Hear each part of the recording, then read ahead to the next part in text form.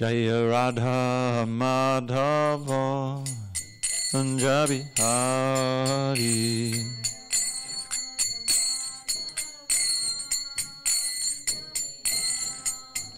Jaya Radha Madhava Punjabi Hari.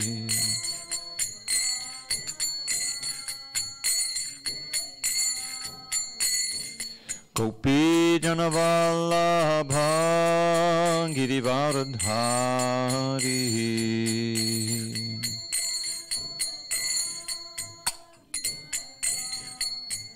Jaya Gopi Janavallabha Girivardhari.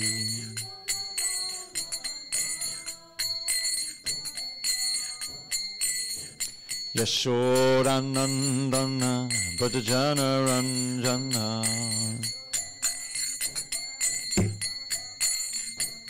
Yashodanandana Brajana Ranjana.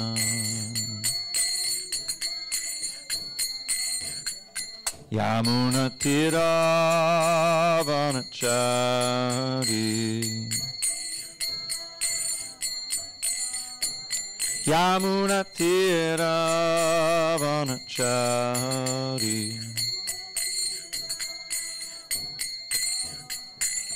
Jaya Radha Madhava Punjabi Hari.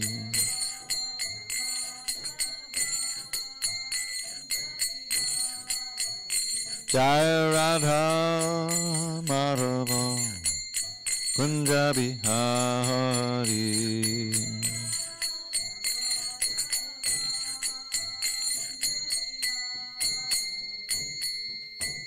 Jai Mr. Pad Paramahansa, Bhagavadgitacharya Ashtottara to the Sri Srimad Divine Grace, Srila A.C. Bhaktivedanta Swami Prabhupada ki Jai. ISKCON BBD Founder Acharya Srila Prabhupada ki Jai. Jai Om Vishnu Pad Paramahansa, Bhagavadgitacharya Ashtottara to the Sri Srimad Divine Grace, Srila Bhakti Siddhanta Saraswati Thakur ki Jai. Ananda Koti Vaishnavini ki Jai. Namacharya Srila Haridas Thakur ki Jai. Srimad Bhagavad Gita ki Jai. Samaveda Bhaktivinoda ki Jai. All glories to the assembled devotees. All glories to the assembled devotees. All glories to the assembled devotees. All glories to Sri Guru and Gauranga. The perennial question. Where are we? I think we're in text 35. Is that possible? I know that. That much I know.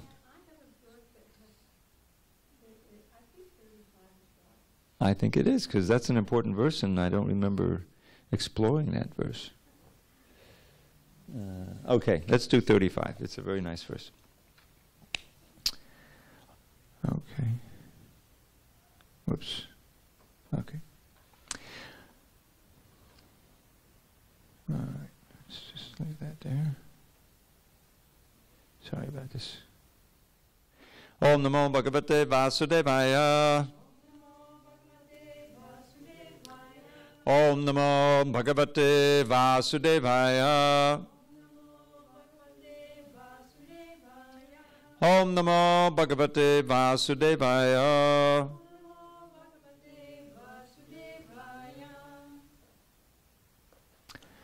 On this 24th day of June 2019 in SanDiego, reading from Srimad Bhagavad Gita as it is, translation and commentary by His Divine Grace A.C. Bhaktivedanta Swami Prabhupada. We are in chapter 4 entitled Transcendental Knowledge, text 35, page 221. Yagnyatvana punarmoham evam yasasi pandava yena bhutana sheshani drakshasyatman hitomahi. Page 221, bottom. Yagnyatvana punarmoham evam yasasi pandava yena bhutanya sheshani drakshasyatman hitomahi. Yagyatva napunarmoham evam yasasi pandava yena bhutanya sheshani drakshasyatman hyato mahi. Deva, you go. Can you do it? Can you see it? All right, you got a different book. It's 435. So, Marcy, you start. Marcy. Yagatva napunarmoham evam yasasi pandava yena bhutanya sheshani Drakshasyatman hito mahi. Chapter 4, text 35. You want to try over there? Oh, you don't do it. Okay. Go ahead, baby. Yagatva napunarmoham evam yasasi pandava yena bhutanya sheshani Drakshasyatman hito mahi. Jamal. Yagyatva napunarmoham evam yasasi pandava yena bhutanya sheshani Drakshasyatman hito mahi. Yat which gatva, knowing, na, never, punaha, again, moham, to illusion, evam, like this, yasyasi, you shall go, Pandava, O son of Pandu, yena, by which, bhutani, living entities, asheshani, all, drakshyasi, you will see, atmani, in the Supreme Soul, ata u, or in other words, mahi, in me. Translation. Having obtained real knowledge from a self-realized soul, you will never fall again into such illusion. For by this knowledge you will see that all living beings are but part of the Supreme, or in other words, that they are mine. Purport. The result of receiving knowledge from a self-realized soul, or one who knows things as they are, is learning that all living beings are parts and parcels of the Supreme Personality of Godhead, Lord Sri Krishna. The sense of an existence separate from Krishna is called Maya. Ma, not ya, this. Some think that we have nothing to do with Krishna, that Krishna is only a great historical personality, and that the Absolute is the impersonal Brahman. Factually, as it is stated in the Bhagavad Gita, this impersonal Brahman is the personal effulgence of Krishna. Krishna, as the Supreme Personality of Godhead, is the cause of everything. In the Brahma Samhita, it is clearly stated that Krishna is the Supreme Personality of Godhead, the cause of all causes. Even the millions of incarnations are only his different expansions. Similarly, the living entities are also expansions of Krishna. The Mayavadi philosophers wrongly think that Krishna loses his own separate existence in his many expansions. This thought is material in nature. We have experience in the material world that a thing, when fragmentally distributed, loses its own original identity. But the Mayavadi philosophers fail to understand that absolute means that 1 plus 1 is equal to 1, and that 1 minus 1 is also equal to 1. This is the case in the absolute world. For one of sufficient knowledge in the absolute science, we are now covered with illusion, and therefore we think that we are separate from Krishna. Although we are separated parts of Krishna, we are nevertheless not different from him. The bodily difference of the living entities is Maya, or not actual fact. We are all meant to satisfy Krishna. By Maya alone, Arjuna thought that the temporary bodily relationship with his kinsman was more important than his eternal spiritual relationship with Krishna. The whole teaching of the Gita is targeted toward this end, that a living being, as Krishna's eternal servitor, cannot be separated from Krishna, and his sense of being an identity apart from Krishna is called Maya. The living entities, as separate parts and parcels of the Supreme, have a purpose to fulfill. Having forgotten that purpose since time immemorial, They are situated in different bodies as men, animals, demigods, etc. Such bodily differences arise from forgetfulness of the transcendental service of the Lord.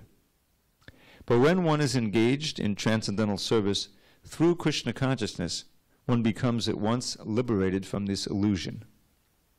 One can acquire such pure knowledge only from the bona fide spiritual master and thereby avoid the delusion that the living entity is equal to Krishna.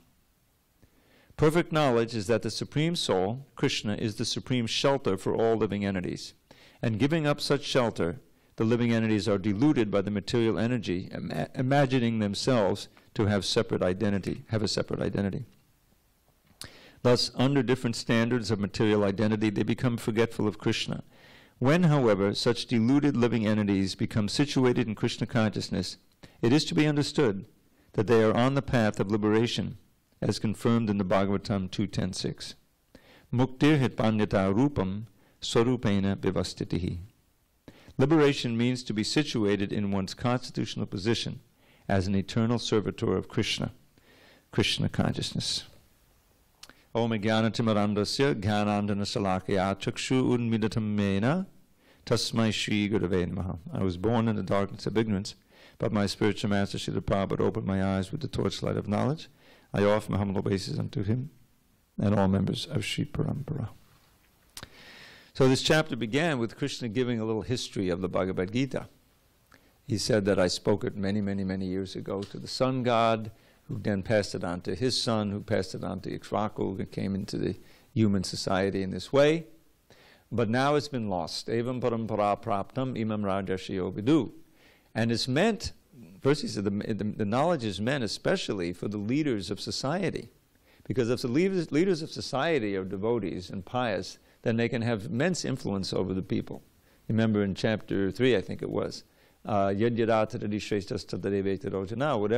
a great person does, even if they're not so great, but they're in a great position, then the people will follow. So they set the standards of activity. So therefore he says, Imam Rajarshi Yovidu, Sakali ne Mahanta Yoga Nashtak Parantaba, that its knowledge has come down through the system of parampara. And the saintly kings understood it in that way.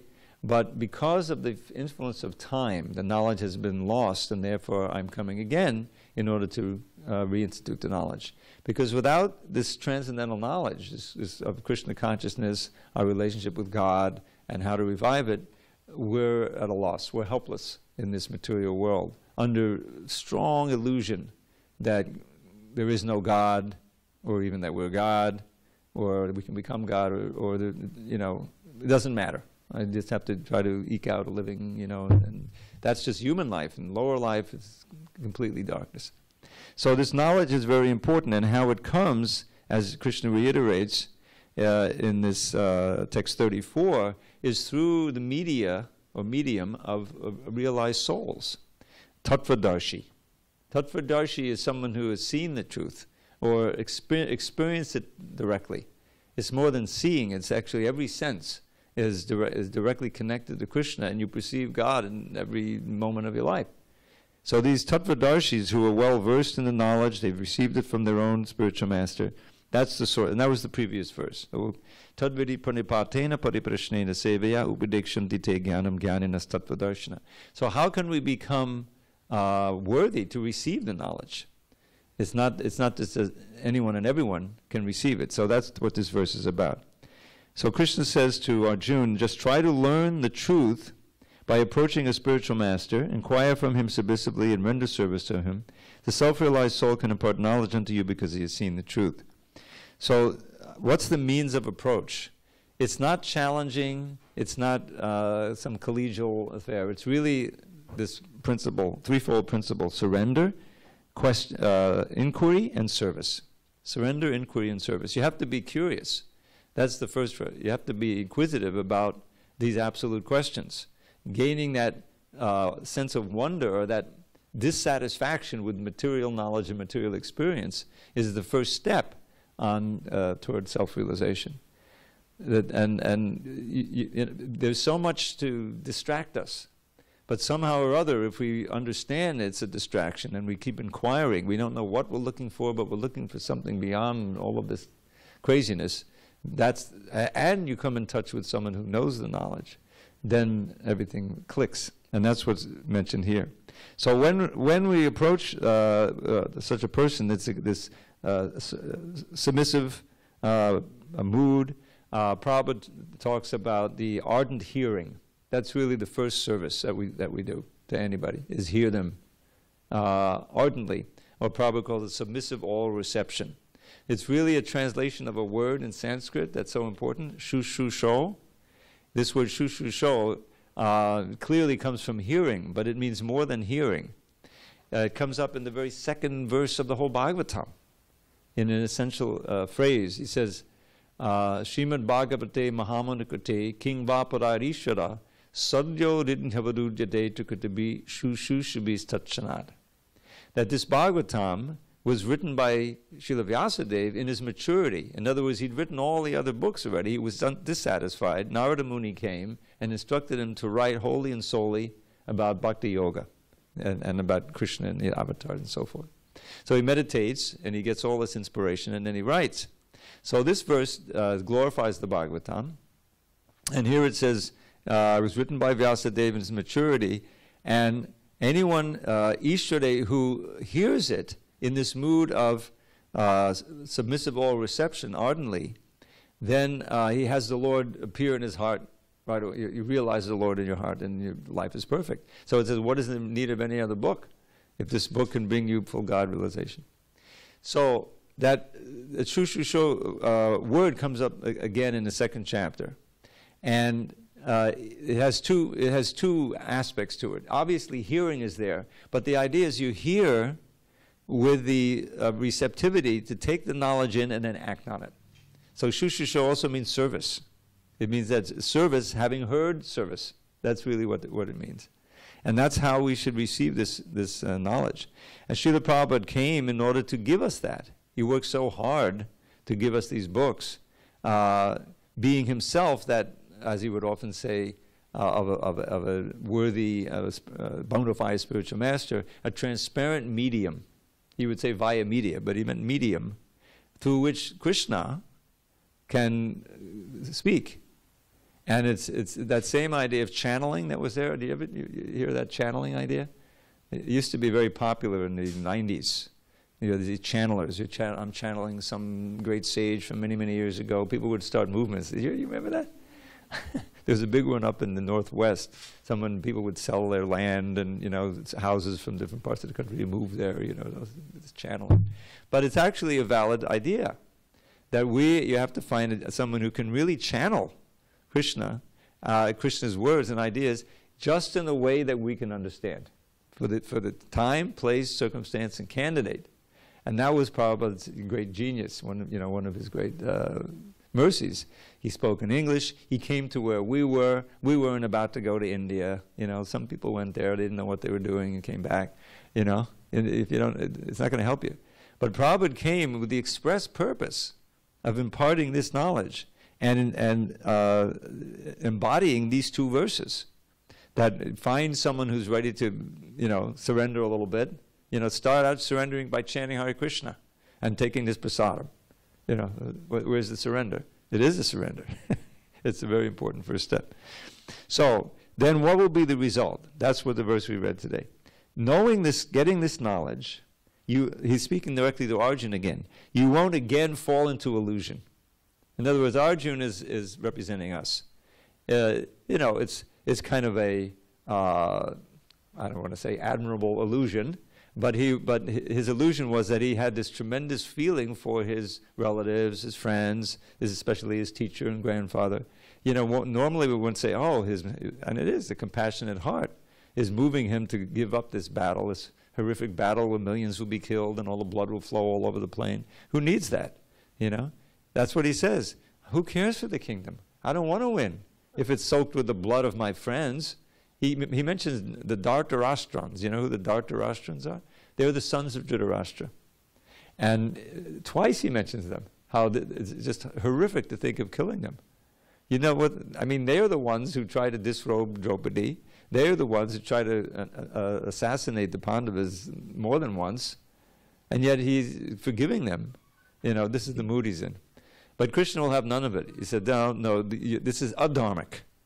You're giving up your dharma by doing this. Arjun's whole argument was on the base of dharma. If I kill all these men, then the women will be overwhelmed with adharma, and there'll be varna sankara, there'll be unwanted children, they won't be raised right, and the society become hellish. And we look out and decide that's what's happened, So so I'm not going to do it. I'll be the cause of so much suffering, and I don't want the kingdom anyway. It'll be soaked with the blood of my friends and relatives. So why should I fight? QED, But he knew that there's something wrong, because Dharma personified is on a chariot, is this charioteer. And he completely disagrees. So now he's paralyzed. He drops the bow, his hair is on end, he's crying. He's paralyzed. That's the situation that sets up the second chapter, where Krishna begins his instruction. So the idea is that we also have to feel dissatisfied with the material answers to our questions. There's no way to achieve complete peace or happiness on the material plane. And we experience that every day. We can see nobody is happy out there. How can you be peaceful and happy just on a material plane? Forget Krishna consciousness for a minute. Knowing that the earth is heating up and boiling over, and that Chennai has run out of water. You know that? A huge city of about 8 million people, suddenly there's no water. This is what's going to happen. Well, how can you just say, okay, that's cool, that's part of the news. Now let's get back to what's really important, like video games or something. It doesn't. After a while, and it's happening. People are just in so much anxiety, because there's no peace, there's no real happiness here. There's just the illusion of it. So here Krishna says, Yajnapan, knowing this knowledge that the genuine guru can give you, which is tattva, the real truth of the matter, you will not again fall into this illusion. You will understand that all living beings are within me, in other words, that they are mine. And Prabhupada emphasizes this point in his purport, that understanding the reality of God and Krishna as the foundation of all being, including ourselves, all pervasive. He's there at every moment. He's in our hearts. He is we are non-different from him. Prabhupada makes that point here. There's a connection because we are intrinsically just like him, although minute. We have the same qualities in minute degree. So we're much more connected and related to Krishna than we are to this gross body that we consider to be ourselves. That's the grand illusion. So how to realize that? So the spiritual master gives the knowledge, and he also gives the means by which we can realize the knowledge. Otherwise, it all remains theoretical. You see what I'm saying? That's why it's called Acharya. Acharya is someone who knows the Shastra, scripture, lives the Shastra, and teaches the Shastra. Not all realized souls do that. We have this whole tradition of the Bhajananandis, who traditionally go to Vrindavan and just, wander around Vrindavan, chant so many rounds. They're not preachers. They're not teachers. They can be great devotees on that level. But in this age, in the line of Chaitanya Mahaprabhu, you can't just be a Bhajananandi. Even the Goswamis who had that mood, they mostly stayed in Vrindavan. Rupa and Sanatan went to visit Lord Chaitanya. But basically they lived in Vrindavan.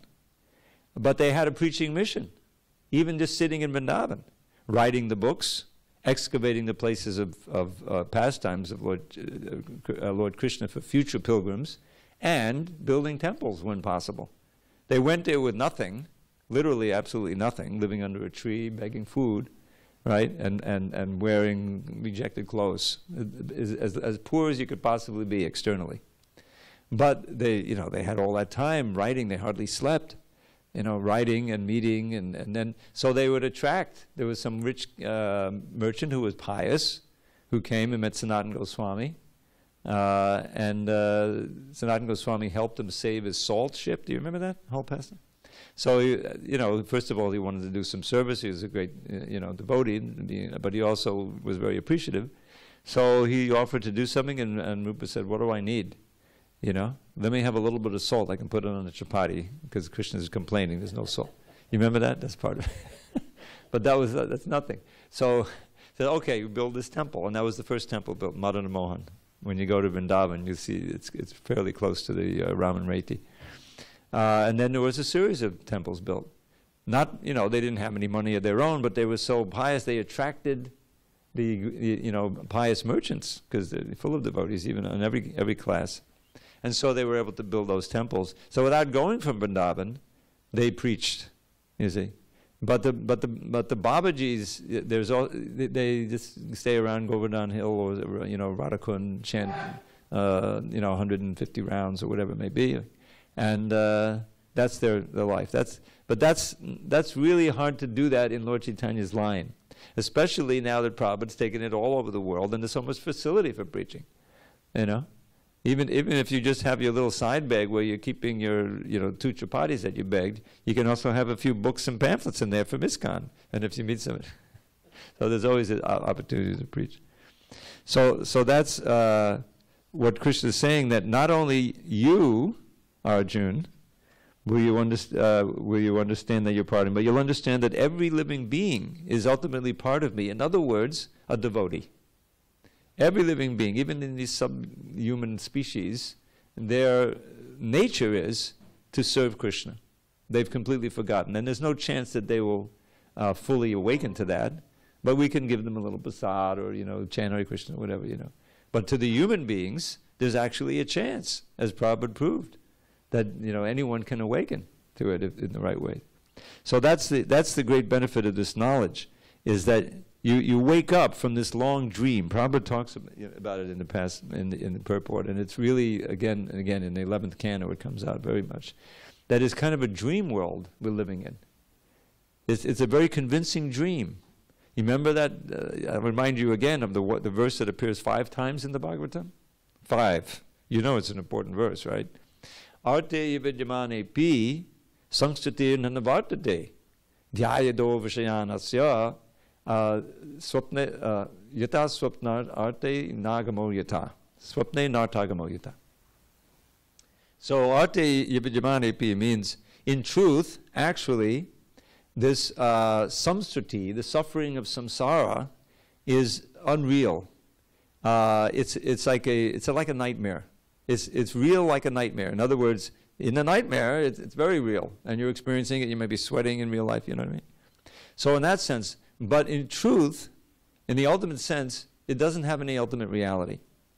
But those who are meditating, dhyayato vishayan, who are meditating on the objects of the senses and in the sense of enjoyment and involved in all that, the miseries of samsara, birth, old age, disease, and death, and the threefold miseries, don't cease. Just as the miseries of a nightmare don't cease until you wake up. So that waking up is all about what Krishna consciousness is. So wake up to the reality of who we actually are. What is that? Uttishta Jagrata Prapavanana Bodhata. This is one of these Upanishadic phrases. Wake up, get up and wake up, soul, and understand the viran, the great benediction you've achieved with the human form of life. Don't waste it. You know, how many times have we heard that? And you know, nirdeham sulabham sadurlabham. Krishna says directly to Uddhava, this human form of life is like a boat. Is like an ideal boat for crossing over the ocean of birth and death. Who's the captain? Who's the captain, Jamal? The spiritual master. And what are the favorable winds? Anyone remember? Huh?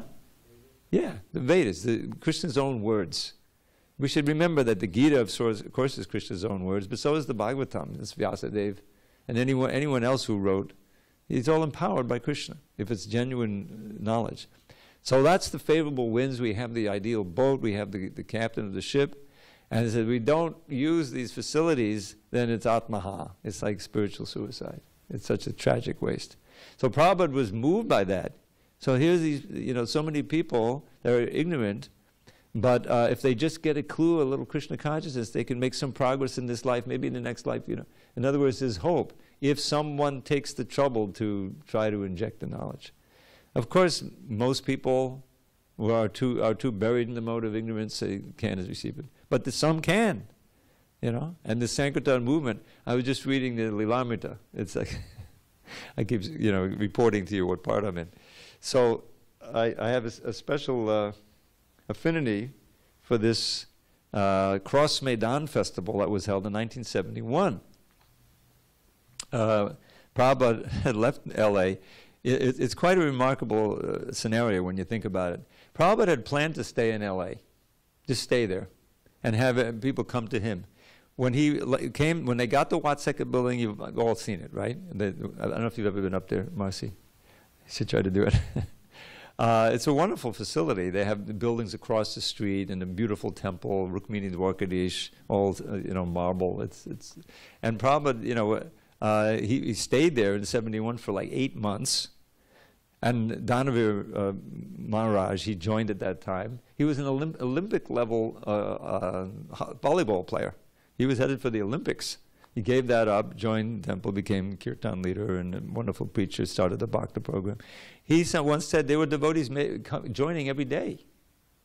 It was such a fight. Vishnu John was there taking out the party hours a day. You know, I've heard some of his kirtans. It was like super alive. And Prabhupada was there every day. And, you know, temple presidents would come from different parts of the country and learn the standards of the morning program that, you know, we have every day, you know, what's the Bhagavatam class, the deity worship standards, cooking, all the things that go to make up a temple. And it was very peaceful. He was writing, you know, putting out so many books, producing, I think, the Krishna book he wrote there anyway. But what happened was that, as he said later, Rukmini Dwarkadish didn't want me to stay there. And there was the phenomenon of, like, you know, because they're after all neophytes. I mean, you have people who are chanting for a few months, taking Prabhupada for granted. You know, I mean, it wasn't like, you know, it says familiarity breeds contempt. It wasn't like contempt. But he found one day the picture of his spiritual master was upside down on the altar. Someone put salt in the Charanamrita. You know, these famous things, you know. And then there was an idea. Anyway, it gets kind of complicated, but they were blocking his mail.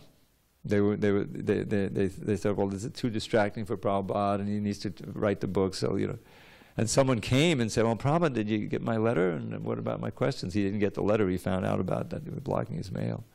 So he decided, I got to leave here. You know, he felt that they were trying to eclipse him. You know. So he called up Rupanuga and Bhagavan and some other trusted and said, get me out of here. You know, L.A., where he had been situated for 8 months. So he went to Japan and, you know, finally went to India. Now he left India because he couldn't make any headway there alone. But now, by this time, you know, he'd already met the Beatles. I mean, enjoyed some of the, you know, so things were happening.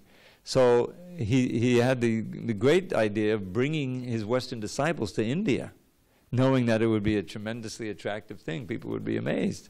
And it was. I mean, he went to Surat. I mean, it was just unbelievable in Surat. I hadn't even heard of Surat. A lot of devotees there, and all the people would come out. They would send the devotees out on Harinam in the morning, and people would come and all garland them. So many garlands, they'd have to give the garlands away, you know. And they had, eventually they had the city, the mayor or something, you know, declared a holiday, and everybody came out to hear. They wanted to hear Prabhupada. It was a tremendous upsurge. So then in 71, March I think it was, yeah, Prabhupada, you know, came to Bombay. He'd been in different cities in India with all of his dancing white elephants, he called them, you know, people that were his Western devotees, making a huge hit. And then he comes to Bombay and he says, okay, we're going to do it real big, this huge pandal, and Samasunda, you advertise, and Tamal, you organize the parties here and there, you know. And the devotee, how is this all going to happen? It's going to take hundreds of thousands of rupees, which means thousands of dollars, you know. And but they trusted Prabhupada. And it was a huge success. 11 days. He was speaking to 10,000 people at a time. You know, the philosophy and the devotees would go into kirtan, huge feasts. And Shyamasundar, for the advertising, the last thing they had was a huge balloon, you know, one of these big balloons that just said Hare Krishna. By that time, everybody knew where and when it was going to be, you know. Anyway, it was just a huge success. And it was, you know, it was Krishna had moved him. Krishna had taken him out of L.A., brought him to India, so the movement could really explode even more, you know. So this is what is you know, Srila Prabhupada is trying to do right here in these two texts. As the Tattvadarshi, he's giving the knowledge by which we can also come out of the illusion and understand the unbreakable relationship with Krishna that we and everything else in this world has. And that to live in that relationship by using what we can in Krishna's service, beginning with our own body, our own mind, our own wealth, whatever we have. What is it? Krishna says, prana artha dhiya vacha. When he's walking with his friends in the forest, and he's praising the trees. How magnanimous and munificent are the trees. They give their shade, they give their wood without complaint, they give fruits and flowers, you know, and they're completely tolerant and munificent. They're giving everything. So we should take that as an example. He says, Etavar janmasapalyam. Etavar janmasapalyam dehinami hadehi shu. Prana artha dhiya vacha shreya acharanam sada. This is actually a verse we should know. Is that the ideal life is that to use one's life force, wealth, intelligence, and words for the benefit of others. Always for the benefit of others. And what's the greatest benefit? To give them Krishna. Give them Krishna consciousness, you know, somehow or other. So that's a central verse, and Prabhupada followed that. So this is the knowledge that we'll get. We'll understand that everyone is related to Krishna, that we ourselves are related to Krishna, and that our perfection comes in serving Krishna, not serving this external body or some false conception of self, but serving the real conception of self. And then we come to this state that's mentioned at the end of the purport, mukti hitvanyata rupam sarupena vivastiti, that our goal is not mukti. Our goal is not to be free of all pains, and be free of the limitations of the material body. That's a negative conception. Our goal is to love Krishna. And with that loving devotion to Krishna comes this state of mukti. It's a byproduct. But it's important to understand what real mukti is, because the impersonalists think mukti is, we'll be free of a material body and we'll merge into the absolute and become one. Which for devotees is like going to hell. There's a verse like that. Kaivalyam nadakayate. This is from Prabodhananda Saraswati. Why? Because there's no Krishna. There's no bhakti. For bhakti to flourish, there has to be three things. Who can say what they are? Devavrata, you know. Yes, very good. It has to be the Lord. There has to be the living entity and the exchange of loving devotion between. It's actually an exchange. So that loving devotional service requires the form of Krishna, personality of Krishna, and that we have our facilities, you know, the hands, the eyes, everything that we use to serve Krishna. So merging is, you don't want to merge, you know. You don't want to merge into the absolute. You certainly don't want to merge into the body of Krishna. So that's not it. So mukti means hitpa anyata rupam swarupena vivastati. Anyata rupam means the other forms that we've had, the artificial forms, namely this body, and all the bodies we've had in this lifetime. Baby body, child's body, adolescent body. These are different bodies. We've all had them. And we've had millions of others, countless others, you know. We want to, none of those are us, although we thought they were at the time, isn't it? And so he said, to give up all these other rupas, forms, and to be situated in our swarupa. We all have this swarup.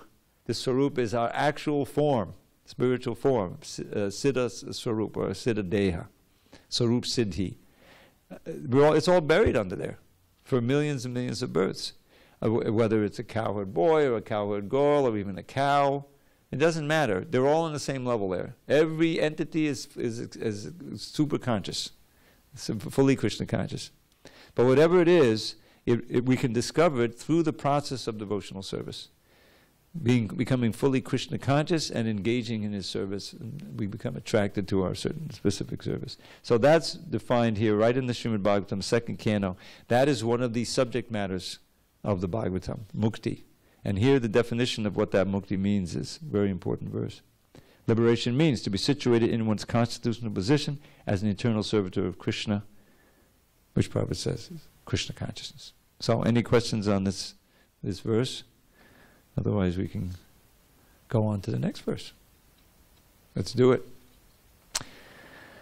Okay, on with the benefits of getting this knowledge. Apiched asi papebhya. All right, let's try it again.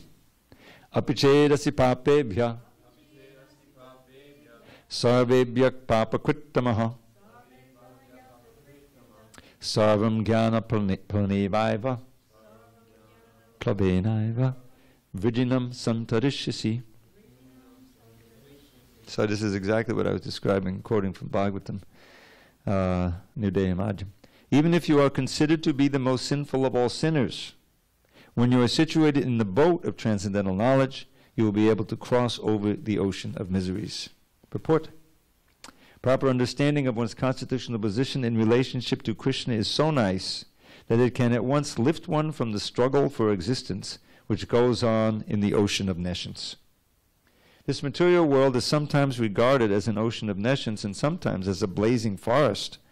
In the ocean, however expert a swimmer one may be, the struggle for existence is very severe. If someone comes forward and lifts the struggling swimmer from the ocean, he is the greatest savior. Perfect knowledge, received from the Supreme Personality of Godhead, is the path of liberation.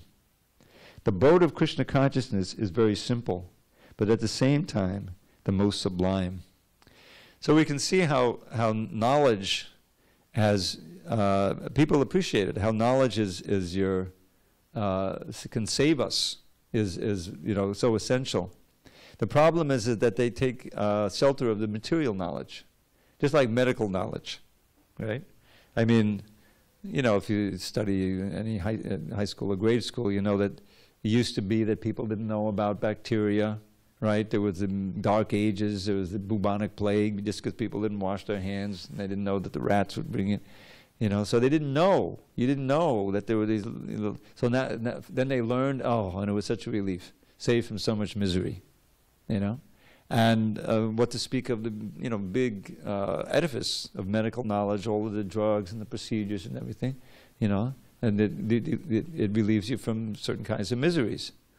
And everything else, there's agricultural knowledge, there's all this different kind of knowledge. And so we feel in the modern age, well, we're beneficiaries of all this. We're not in the Dark Ages anymore, you see. But actually, we haven't got the most essential knowledge. It's an illusion to think that any kind of material knowledge can really relieve the misery.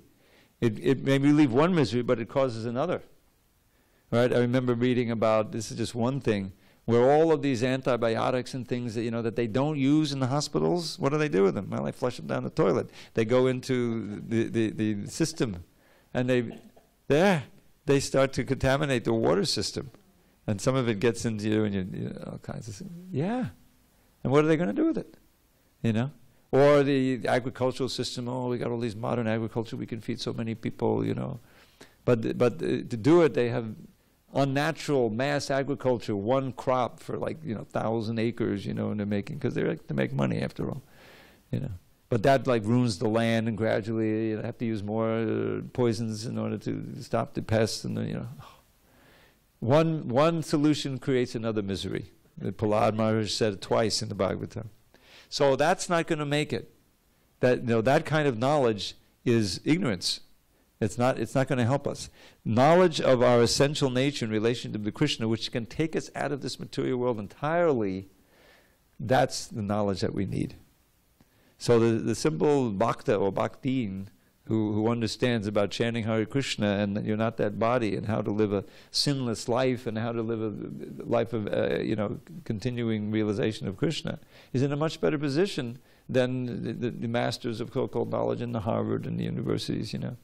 They're deluded. But there's a verse like that, a very important verse, where Krishna says Namam dushkrita no mudha, pabudhyante naradama, mahyaparita jnana, asuram bhavamashita.